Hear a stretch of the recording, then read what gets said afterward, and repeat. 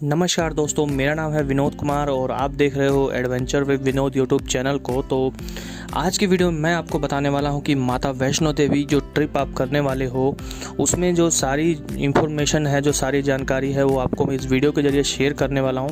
तो वीडियो में बने रहिए और वीडियो पूरा देखिए। इसमें मैं आपको सारा कुछ बताऊंगा कि आप कैसे होटल ले सकते हैं और कैसे आपकी धर्मशाला वगैरह बुक होएगी, या फिर आपने किस किस जगह पे जाना है, कौन कौन सी मेन जगह है जो रास्ते में पड़ती है, और कितने किलोमीटर का ट्रैक है, और कितना क्या क्या सामान आपको लेके जाना चाहिए। सारा कुछ इस वीडियो में मैं आपको बताने वाला हूँ। तो सबसे पहले हम बात करेंगे ट्रांसपोर्टेशन की। तो आप लोगों ने ट्रांसपोर्टेशन में आपके पास क्या क्या ऑप्शन आता है। तो सबसे पहले आता है इसमें ट्रेन से आप आ सकते हो, और बस के ज़रिए भी आ सकते हो, और बाई एयर भी आ सकते हो आप जम्मू एयरपोर्ट तक।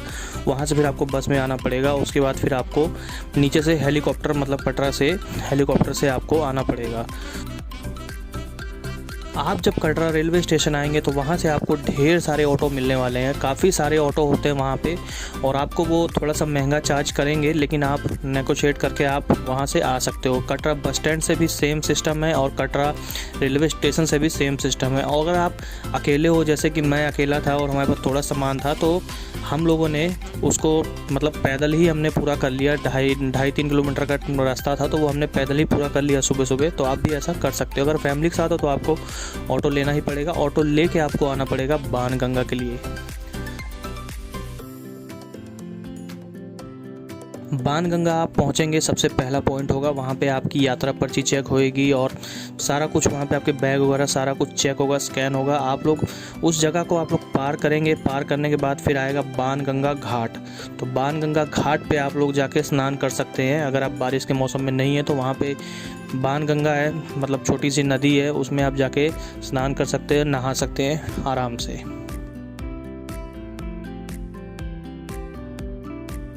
किस मौसम में आपको आना चाहिए, तो यहाँ आने के लिए सबसे अच्छा जो मौसम होता है वो होता है कि जो अप्रैल से लेके जून तक होता है। अप्रैल, जून, जुलाई का जो मौसम होता है वो बढ़िया मौसम माना जाता है। जुलाई भी वैसे आप 15 जुलाई तक आएंगे तो अच्छा रहेगा। उसके बाद आएंगे तो फिर आपको काफ़ी ज़्यादा बारिश मिलने वाली, जैसे कि हमने किया अगस्त और जुलाई के बीच में जो टाइम होता है उस टाइम हमने ट्रैक किया था, तो हमें काफ़ी बारिश मिली। तो आप लोग अवॉइड कीजिए बारिश के टाइम पे आने को, और इस टाइम मत आइए क्योंकि इस टाइम सावन का महीना होता है और यहाँ भीड़ बहुत ज़्यादा होती है। तो आपको स्टे ऑप्शन में भी दिक्कत मिलेगी और चीज़ें थोड़ी बहुत महंगी मिल सकती हैं।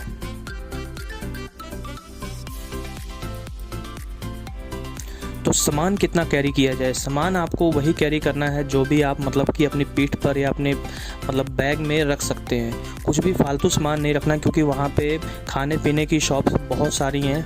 बाकी वहाँ पे बाथरूम वगैरह की कोई वो दिक्कत नहीं है। बस आप अपने मतलब कि सारा कुछ सामान आप उतना ही रखिए जितना आपको ज़रूरत है। अगर आप बारिश के मौसम में जा रहे हैं तो 3 चीज़ें इंपॉर्टेंट रखना, जैसे कि आपके पास एक चप्पलों का पेयर होना चाहिए, और एक आपके पास छतरी होनी चाहिए, साथ में एक होना चाहिए आपके पास रेन सूट, मतलब रेन कोट जो होता है वो होना चाहिए आपके पास ज़रूरी। तो ये 3 चीज़ें आप बरसात के महीने में ज़रूरी रखिए अपने साथ। टोटल ट्रैक डिस्टेंस कितना पड़ता है, तो टोटल ट्रैक डिस्टेंस मैं आपको बता दूं तो एक तरफ से पड़ता है आपको 16 किलोमीटर, और अप डाउन वो पड़ता है आपको करीब करीब, मतलब अगर आप सीढ़ियों से आप वापस आते हो तो आपको अप डाउन पड़ता है करीब करीब वो 28 किलोमीटर करीब वो ट्रैक आपको पड़ता है। तो जाते समय खड़ी चढ़ाई है, तो कोशिश कीजिए कि आप ब्रेक ले लेके जाइए। अगर आप अच्छे ट्रैकर हैं तो आप आराम से 5 घंटे में ऊपर पहुँच जाएंगे, और अगर आप मतलब नॉर्मली चलते हो, रुक रुक के चलते हो, तो आपको लगने वाले हैं 8-9 घंटे। और एकदम से भागा दौड़ी मत कीजिए, आराम से जाइए, आराम से, कोई दिक्कत नहीं है। आराम से रेस्ट मार मार के जाइए। और ट्रैक करते समय, जाते समय जो आप सीढ़ियाँ दिखेंगे आपको, सीढ़ियों को अवॉइड की दीजिए। आप रोड से जाइए, बाई मतलब जो प्लेन वाला रोड होगा उससे जाइए, सीढ़ियों से मत जाइए। और वापसी आते समय सीढ़ियों से आइए, उससे आपका काफ़ी ज़्यादा टाइम बचेगा। तो जब आप यात्रा शुरू करेंगे तो उस टाइम आपके पैरों में अच्छे वाले जूते होने चाहिए। मतलब कि जो हमने फील किया अपनी वीडियो में वो मैं आपको बता रहा हूँ कि आपके पैरों में जूते होने चाहिए। चप्पलों में मत करना, नहीं तो आपके पैरों में बहुत ज़्यादा दर्द होने वाला है। तो ट्रैक भी थोड़ा लंबा है और आदत भी नहीं होती। तो मेरी सजेशन मानो कि अगर आपको पता है कि मैंने 1 महीने बाद वहाँ जाना है तो थोड़ी सी प्रैक्टिस कर लो चलने फिरने की, नहीं तो बहुत दिक्कत होती है हफ्ते भर करीब करीब पैरों में। तो कोशिश कीजिए कि अच्छी क्वालिटी के थोड़ा जूते लीजिए, और जूते पहन के ही ट्रैक करना, क्योंकि थोड़ा सा वहाँ का मतलब जो पत्थर वाला रोड है वो थोड़ा सा मतलब चप्पलों में आपको अनकंफर्टेबल लग सकता है। बाणगंगा से नहाने के बाद आपको बिल्कुल साथ में ही आपके मार्केट फेरी शुरू हो जाएगी। आप लोग अपना नाश्ता पानी वगैरह कुछ भी कर सकते हैं।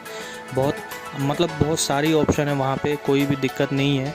और साथ में जब आप ट्रैक शुरू करेंगे तो ट्रैक शुरू करने के 3 या 4 किलोमीटर बाद सबसे पहला मंदिर जो पड़ेगा वो चरण पादुका मंदिर पड़ने वाला है। तो कहते हैं कि यहाँ से माता जी ने देखा था कि भैरवनाथ अभी कितनी दूर हैं पीछे, तो यहाँ पे रुक के उन्होंने इंतज़ार किया था और देखा था। तो यहाँ पे इस मंदिर के दर्शन भी बहुत ज़्यादा ज़रूरी है। चरण पादुका मंदिर से आप जब निकलोगे तो सीधा आपको फिर ट्रैक करना है अर्धकुंवारी तक के लिए। करीब 4 किलोमीटर का ट्रैक वो भी है। 4 से 5 किलोमीटर का ट्रैक आपको फिर नॉन स्टॉप, उसमें कोई भी मंदिर नहीं आएगा, बस रास्ते में हरियाली और नेचर ही देखने को मिलेगा और ढेर सारे लोग मिलेंगे और हर जगह मधुर में संगीत बजता हुआ आपको मिलेगा। तो आपने वहाँ से 5 किलोमीटर का करीब ट्रैक करना है। उसके बाद आप पहुँचोगे अर्धकुंवारी। जब आप अर्धकुंवारी पहुँच जाते हो तो आप समझ लीजिए कि आपने माता के दरबार तक का, माता के भवन तक का आधा रास्ता पूरा कर लिया है।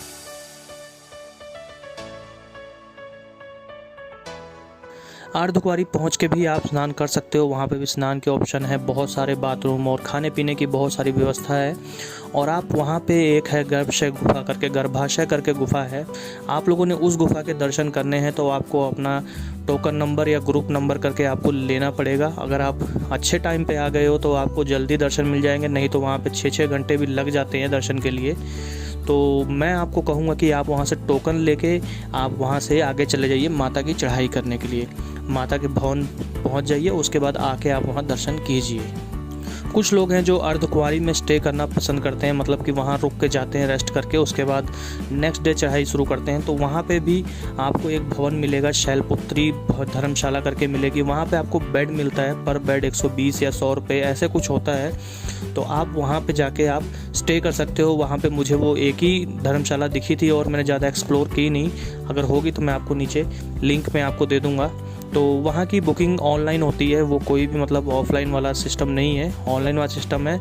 और ऑफलाइन वाले पे जब ही मिल पाएगी जब खाली होगा, अदरवाइज़ वहाँ सारा कुछ भरा ही होता है। तो एक जगह आप वहाँ पे स्टे कर सकते हो।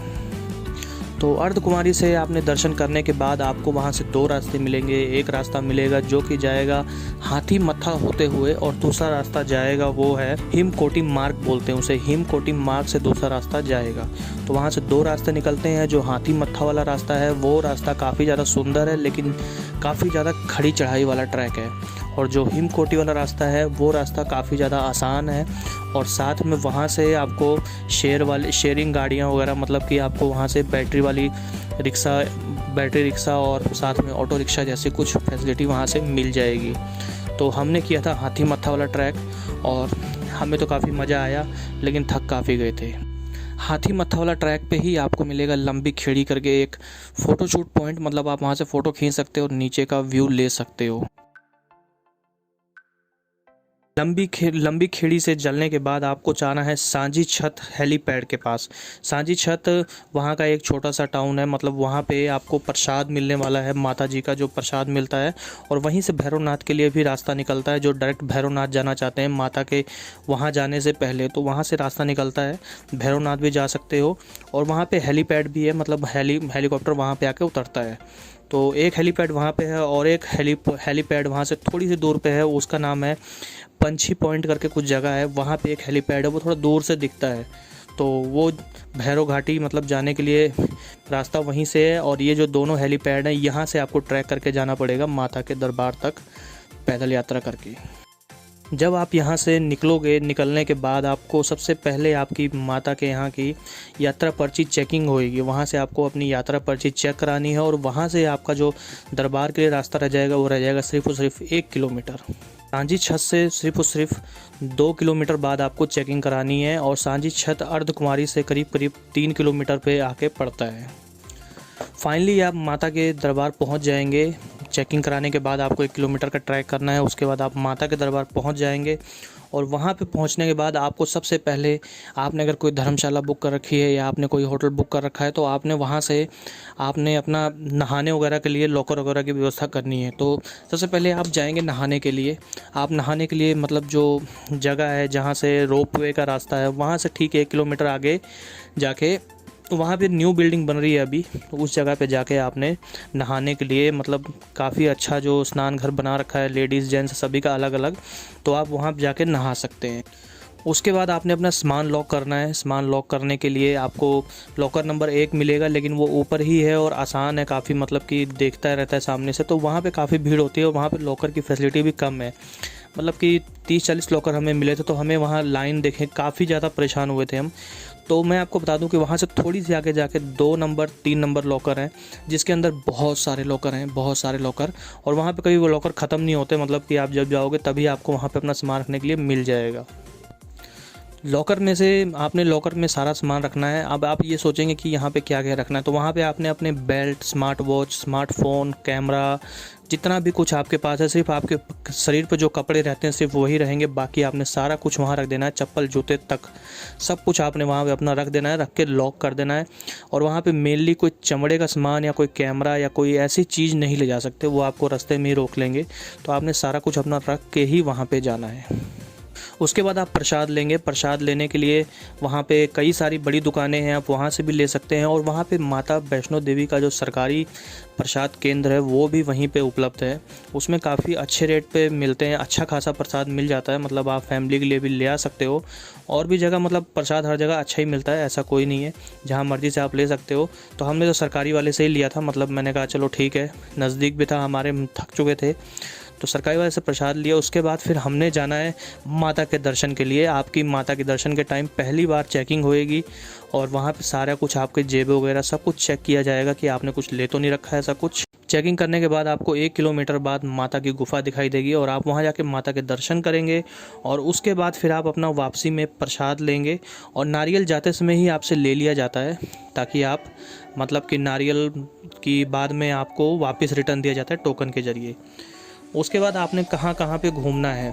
जब माता वैष्णो देवी के दर्शन कर लिए तो आप कहाँ कहाँ घूमोगे, तो वहाँ से वापस आने के बाद वहाँ पे मिलने वाला है आपको वैष्णवी मंदिर, शिव गुफा, और भगवान श्री कालकी मंदिर, और भैरव बाबा ट्रैक आपने करना है। तो भैरव बाबा ट्रैक आप 2 तरीके से कर सकते हो, एक सीढ़ी वाले रास्ते से कर सकते हो और दूसरा कर सकते हो रोप वे के ज़रिए। तो रोप वे के ज़रिए आपने करना है, तो उसमें आपको पर हेड मतलब पर पर्सन लगेगा 100 रुपीज़ अप एंड डाउन का, ऊपर जाने का और नीचे आने का। तो हमने रोप वे किया था, रोप वे सबसे आसान लगा हमें, क्योंकि वहाँ से ट्रैक 2-2.5 घंटे का है भैरवनाथ का, जो सीढ़ियाँ हैं लगातार। तो ये ऑप्शन है वहाँ पे भैरवनाथ मंदिर जाने के लिए। अब आप चाहते हो कि आपने माता वैष्णो देवी के यहीं स्टे करना है, तो वहाँ पे स्टे के लिए क्या ऑप्शन है। वहाँ पे स्टे के लिए आपको पार्वती भवन मिलेगा, और आपको मिलेगा गौरी भवन, और आपको मिलेगा वैष्णवी भवन करके धर्मशाला जो मिलेंगी। 3-4 धर्मशाला हैं, सभी की ऑनलाइन बुकिंग होती है, कुछ ऑफलाइन भी होती है। तो कोशिश करना आप पहले से करा लो, तभी ज़्यादा फ़ायदे में रहोगे। और अगर वहाँ मौसम की आपको अपडेट दे रहे हैं कि मौसम ख़राब होने वाला है, आप नीचे चले जाएँ, तो आप वहाँ से तुरंत चले जाइए, मतलब आप ऊपर मत रुकिए, क्योंकि वहाँ मौसम ख़राब होता रहता है कई बार। आशा करता हूँ मैंने वीडियो में सब कुछ आपको बता दिया होगा, एक एक चीज़ मैंने, जो चीज़ आपको नहीं समझ में हो रही है, नहीं क्लियर हो रही है, आप मुझे कमेंट कर सकते हो, मुझे इंस्टाग्राम पे मैसेज कर सकते हो, मैं उसका तुरंत रिप्लाई करने की कोशिश करूँगा। बाकी के लिए आपको मैंने सारा वीडियो में बता दिया है। जय माता दी, जय माता दी, जय माता दी। आपकी यात्रा मंगलमय हो, और मेरे ज़रिए बताई गई अगर किसी भी जानकारी से आप